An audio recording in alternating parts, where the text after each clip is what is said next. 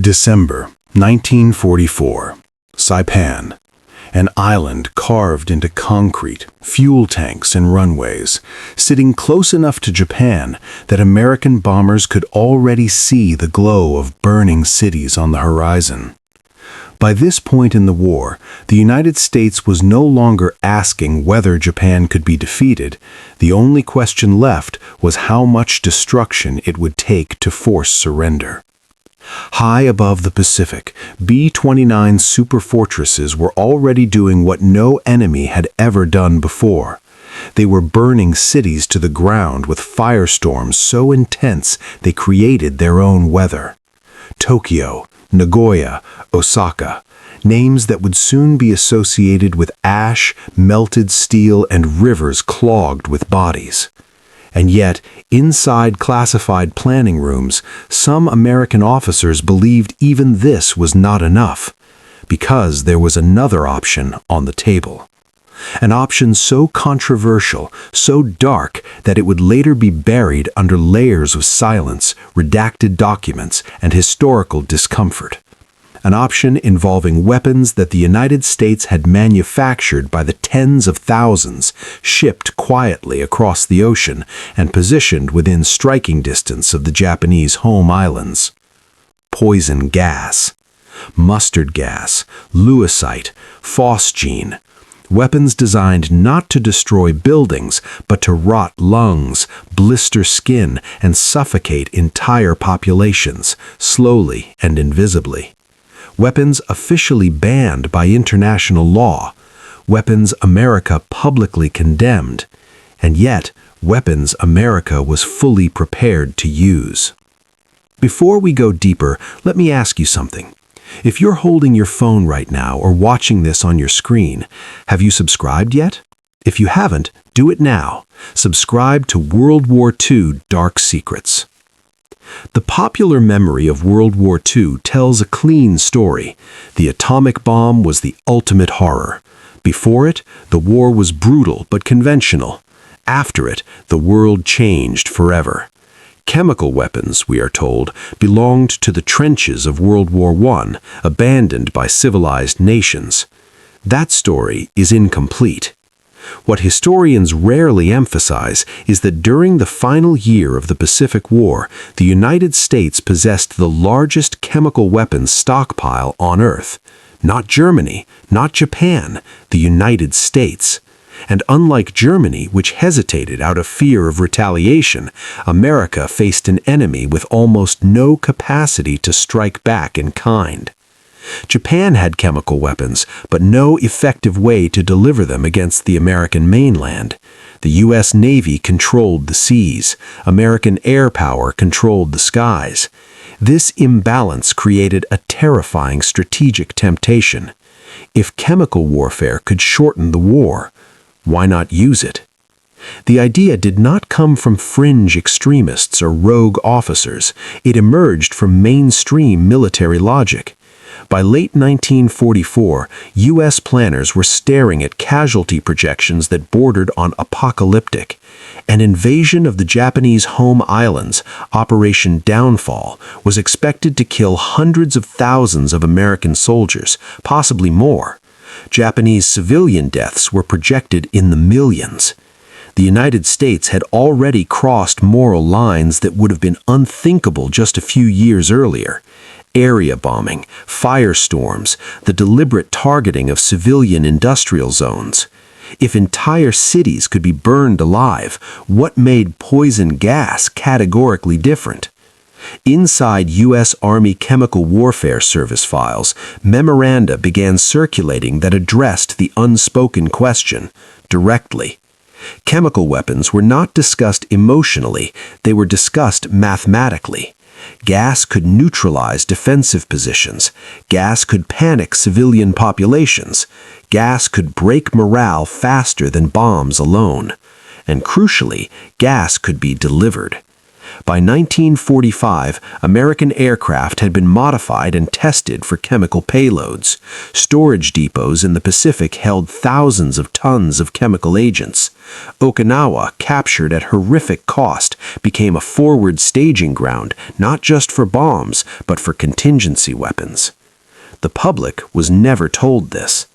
President Franklin Roosevelt had officially condemned chemical warfare, but he never renounced it absolutely. Instead, the policy was conditional. The United States would not use chemical weapons first unless military necessity demanded it. That loophole mattered, and after Roosevelt's death in April 1945, the final decision rested with a new president facing the bloodiest choice in American history. Japan's cities were burning, its navy shattered, its air force nearly annihilated. And yet, surrender did not come. Kamikaze attacks intensified. Civilians were being trained with bamboo spears. Intelligence intercepts showed no sign of capitulation. Inside the Pentagon, planners began laying out worst-case scenarios. If Japan resisted invasion, how many Americans would die? How many Japanese civilians would perish? And how quickly could the war be forced to end? Chemical weapons reappeared in those calculations. Unlike atomic bombs, poison gas did not require revolutionary science. It was already proven, already mass-produced, already stockpiled. There would be no dramatic flash, no single moment of annihilation. Instead, there would be spreading clouds, contaminated streets, hospitals overwhelmed with victims who could not breathe. Some American officers argued that chemical weapons might actually be more humane than continued firebombing. Gas could incapacitate without leveling cities. It could target defensive belts instead of entire urban centers. It could break resistance with fewer total deaths. Others recoiled at the idea. World War I had left chemical warfare with a unique stigma. Gas was associated with helpless suffering, blindness, and slow death. The United States had signed treaties condemning it. Using it would permanently damage America's moral authority. But war had already damaged that authority. The Tokyo firebombing alone had killed more people than either atomic bomb would. Civilians were the primary victims. The line between acceptable and unacceptable had blurred beyond recognition. In classified discussions, chemical weapons were not dismissed, they were postponed. The atomic bomb, still untested, promised a faster, more decisive end. It was seen as a single shock rather than a prolonged horror. If it worked, chemical warfare would remain unused. If it failed, the gas option remained. This is the part of the story that rarely gets told. Chemical weapons were not rejected, they were waiting. On paper, in warehouses, on ships anchored in the Pacific, ready to be loaded if the situation demanded it. Japan's leaders never knew how close they came to facing this fate. The civilian population had no idea that beyond fire and nuclear annihilation, there was another nightmare hovering just beyond the horizon. When Hiroshima was destroyed on August 6, 1945, the calculus shifted. 3 days later, Nagasaki followed. Within weeks, Japan surrendered. Chemical weapons remained unused, not because they were unthinkable, but because something even more devastating had taken their place. History would later remember the atomic bomb as the ultimate weapon of terror, but buried beneath that memory is a darker truth. If the bomb had failed, if Japan had not surrendered, if American casualties had continued to rise, poison gas was ready. And the United States, facing the cost of invasion, may have chosen to use it. This was not a fringe possibility, it was a real contingency, born from desperation, power, and the brutal logic of total war. A path not taken, but close enough to leave footprints in declassified files and uneasy silences. And that raises the question history still struggles to answer. If chemical warfare had been used, would the world remember America the same way? By early 1945, the machinery for chemical warfare was no longer theoretical. It existed in warehouses, on ships, and in meticulously typed logistics reports stamped secret. The United States Army Chemical Warfare Service had spent the entire war expanding, modernizing, and quietly preparing for a kind of conflict the public believed had been outlawed forever. At the center of this effort was a simple assumption. If the war against Japan became a fight to the death on the home islands, then every available weapon would be placed on the table. America's chemical stockpile was enormous. By 1945, the United States had produced over 135,000 tons of chemical agents: mustard gas that blistered skin and destroyed eyes, Lewisite that burned lungs from the inside out, phosgene that caused slow, agonizing suffocation hours after exposure. These weapons were not improvised. They were standardized, tested, and stored in massive quantities. Unlike nuclear weapons, chemical munitions were easy to deploy. Bombs, artillery shells, spray tanks, even modified aircraft dispersal systems had already been developed. The Army had entire units trained specifically for chemical operations, complete with protective gear, decontamination procedures, and battlefield doctrine. The Pacific Theater posed a unique opportunity. Japan's geography worked against it. Densely populated coastal cities, mountain passes ideal for trapping gas clouds, limited civilian access to protective equipment, minimal ability to retaliate in kind. The United States, by contrast, had complete air superiority and naval dominance. In strategic terms, chemical warfare against Japan carried relatively low risk to American forces and virtually no risk to the U.S. mainland. This asymmetry mattered. In Europe, chemical weapons were never used in large part because both sides feared retaliation. Germany knew Britain and the United States could respond. Britain knew Germany could respond. Mutual vulnerability acted as a restraint. Japan did not have that leverage. American intelligence assessments made this clear. Japanese chemical stockpiles existed, but delivery systems were limited. Long-range bombers capable of reaching U.S. territory were almost non-existent. Submarine-based delivery was impractical. The strategic balance was completely one-sided. This reality shaped the internal debate. Some American planners argued that chemical weapons could be decisive during the invasion of Kyushu or Honshu. Gas could saturate defensive tunnels, caves, and fortified ridgelines. It could force defenders into the open. It could reduce the effectiveness of suicidal counterattacks. Others focused on cities. Urban chemical attacks would not just kill, they would terrify. Poison gas spreading through streets, homes, hospitals, and shelters would break civilian morale in a way conventional bombing had not yet achieved. The psychological effect, some argued, could collapse Japan's will to fight faster than continued firebombing. There was precedent for this thinking. The Tokyo firebombing had demonstrated that civilian suffering directly translated into industrial collapse. Factories were destroyed not because they were targeted individually, but because workers were dead, homeless, or fleeing. Chemical attacks promised a similar outcome, but with fewer bombs and potentially faster results. Still, the moral and political cost loomed large. The United States had positioned itself as a defender of civilization against barbarism. Chemical warfare threatened that image.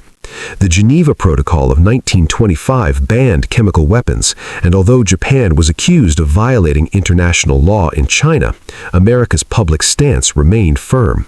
Officially. Privately, exceptions were discussed.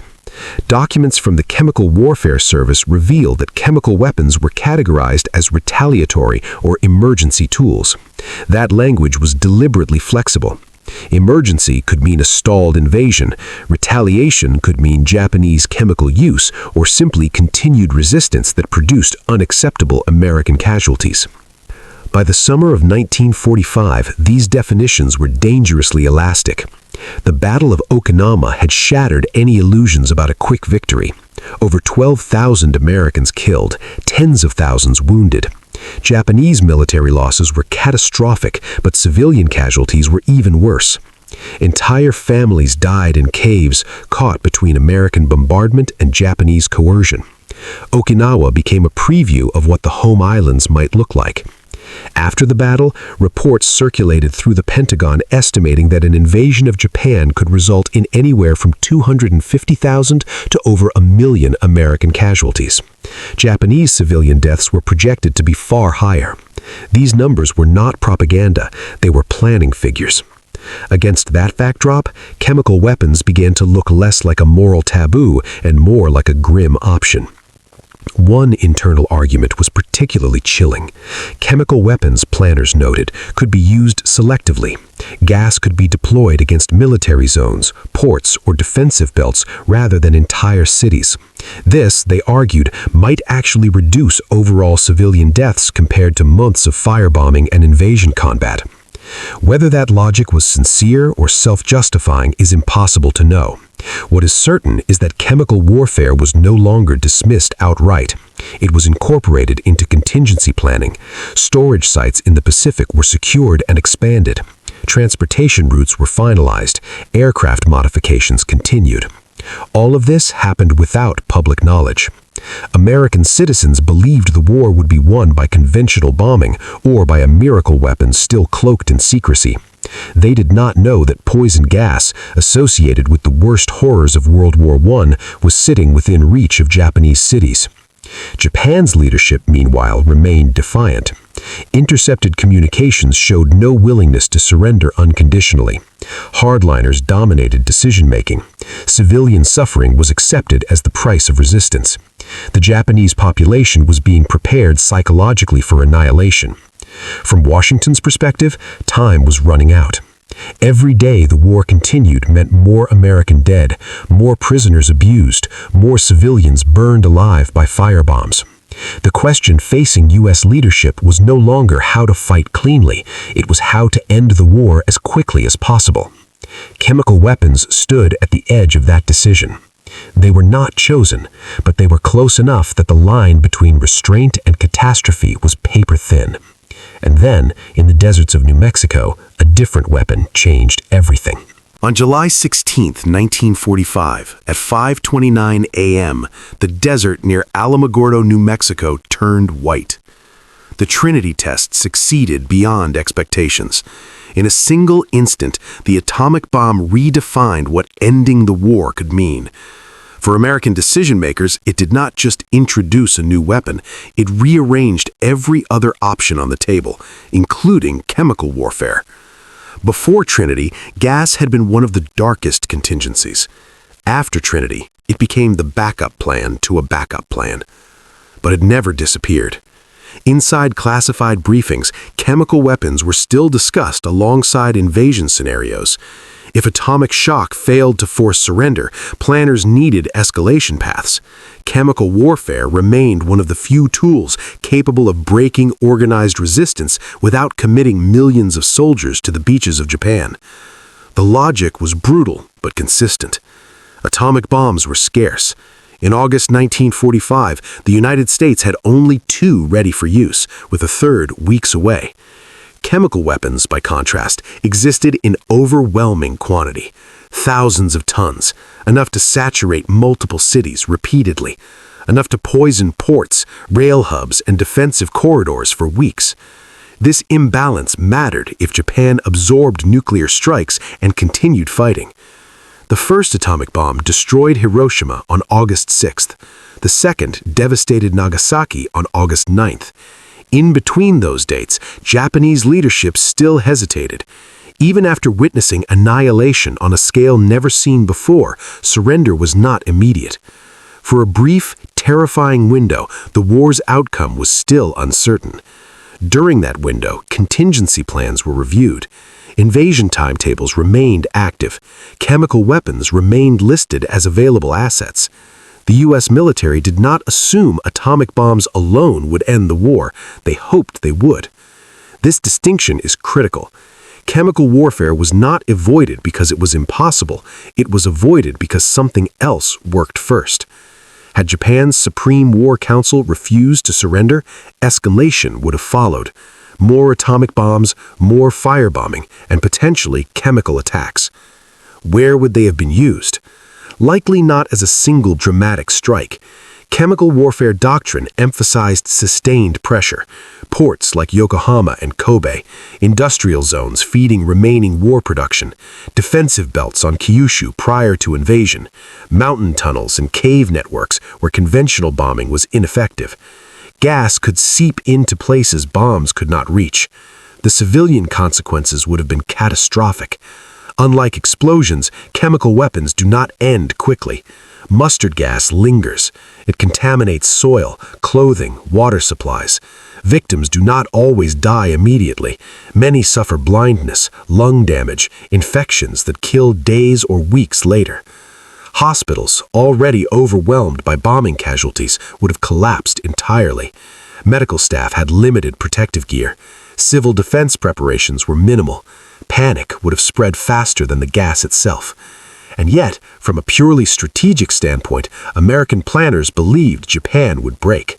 The psychological impact of invisible death was well understood. World War I had proven that gas terrified soldiers more than artillery. Civilians, unfamiliar with protective measures, would be even more vulnerable. There is another uncomfortable truth.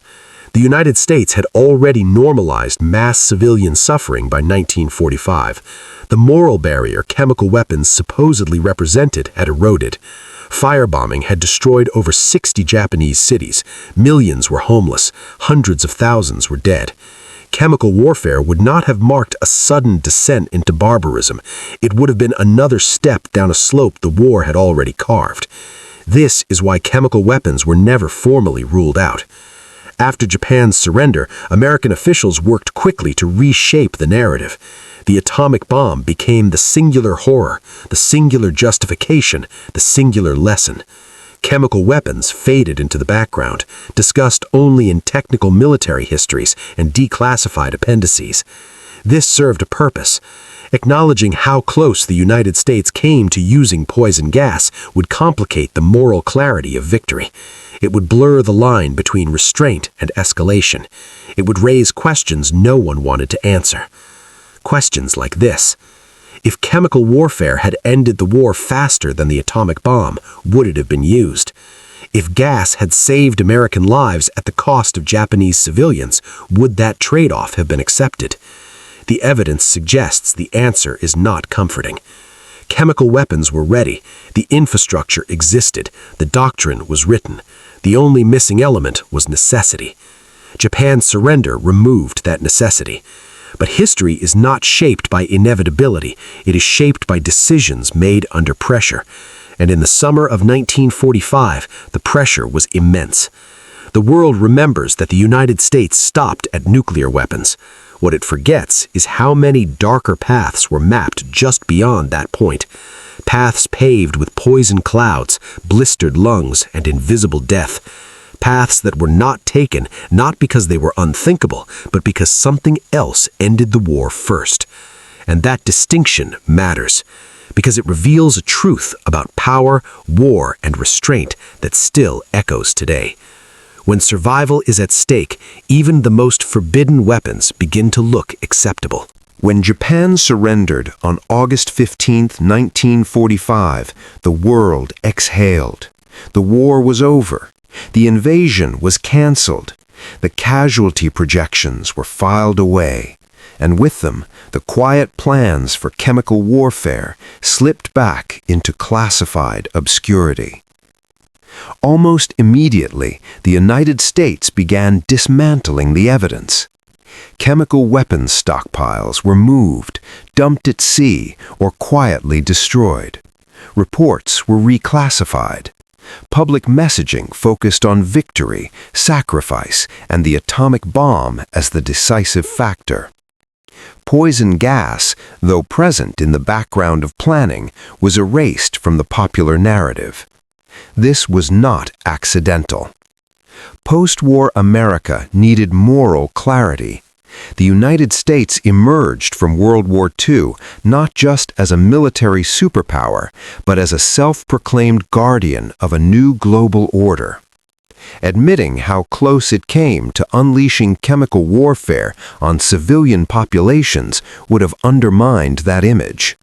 Instead, chemical weapons became something other nations used, something dictators did, something America opposed. But the documents tell a more complicated story. In the years after the war, internal military studies acknowledged that chemical weapons had been withheld not because they were ineffective or unavailable, but because they were unnecessary once Japan surrendered. That wording matters. It implies readiness, not rejection. The United States did not disarm out of revulsion. It paused out of convenience. This distinction shaped the post-war world. When new international treaties banning chemical weapons were discussed, America supported them publicly while retaining research programs privately. Knowledge gained during World War II was not discarded. It was archived, studied, and refined. The lesson learned was not that chemical weapons were unusable, it was that their use carried political consequences. Atomic bombs, by contrast, became easier to justify. They were framed as singular, war-ending tools. Chemical weapons, by association with prolonged suffering, messy aftermaths, and uncontrollable escalation. This framing allowed the atomic bomb to dominate historical memory, while chemical warfare remained a shadow footnote. But shadows matter. Because the decision not to use chemical weapons against Japan did not establish a permanent moral boundary, it established a conditional one, a line that exists only until circumstances change.